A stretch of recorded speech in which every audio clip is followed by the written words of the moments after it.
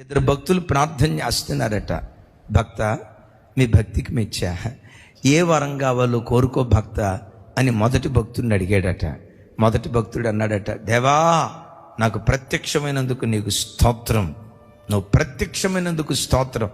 అవునరా, ప్రత్యక్షమయ్యాను కాబట్టి మాట్లాడుతున్నా, నీకు ఏ వరం కావాలో కోరుకో అంటే వెంటనే మొదటోడు అన్నాడట, దేవా వాడికి ఒకటి ఇస్తే నాకు రెండి, వాడికి రెండు ఇస్తే నాకు 4, వాడు అడిగిన దానికంటే నాకు 2 కావాలన్నాడట.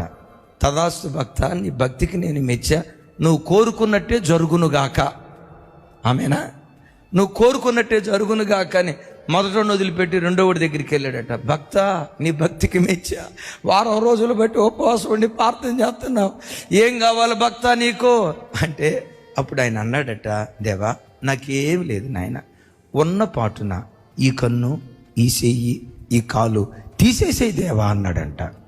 దేవుడికే మధ్య నాశనం అయిపోయి ఏమడిగాడురా వీడు, ఇంకోసారి అడుగు, దేవా నేను అడిగింది కరెక్టే, మీరు విన్నది కూడా కరెక్టే, ఏమి లేదు దేవా, ఈ కన్ను ఒకటి తీసేయి, ఈ చెయ్యి ఒకటి తీసేయి, అరే కుంటోడు అయిపోతావు, గుడ్డోడు అయిపోతావు కదా అంటే ఈడంటాడంట, దేవా నాకు పోయేది ఒక్కన్నే, నాకు పోయేది ఒక్కన్నే, వాడికైతే నాకు పోయేది ఒక చెయ్యే, వాడికైతే 2 చేతులు, నాకు పోయేది ఒక్కాలే, వాడికైతే 2 కాళ్ళు పోతాయి నాయన అని అన్నాడట. ఈరోజు కొందరు ఎదక్కపోవటానికి కారణం ఏంటో తెలుసా? గుండెల్లో అసూయ. అయితే నీ కళ్ళ ముందు ఎవరైనా అలా గొప్పగా ఎదుగుతూ ఉంటే ఫిలిష్తీయుల్లాగా అసూయ పడకు.